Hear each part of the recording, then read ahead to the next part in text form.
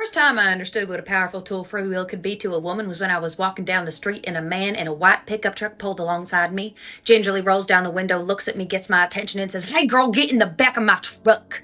Now, that may have been an attempted kidnapping, but it does not matter because in that moment, I felt the fury of all the female ancestors I have ever had enter my brain like a lightning bolt that said, "Be a menace. Make him as uncomfortable as he is making you." And to them, I said, "Yes, ma'am."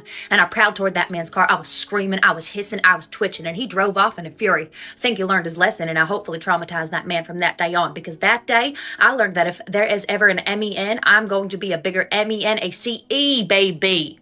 Oh yeah, and it's just the gift that keeps on giving, because one day I was sauntering along with my two lady friends and this man decides, bright idea, roll down my window and yell some obscene thing at these ladies, to which my friends were appalled, and I said, "Watch this, ladies, here's what you're gonna do next time a man decides to open his yappy little trap and say words you didn't really want to hear.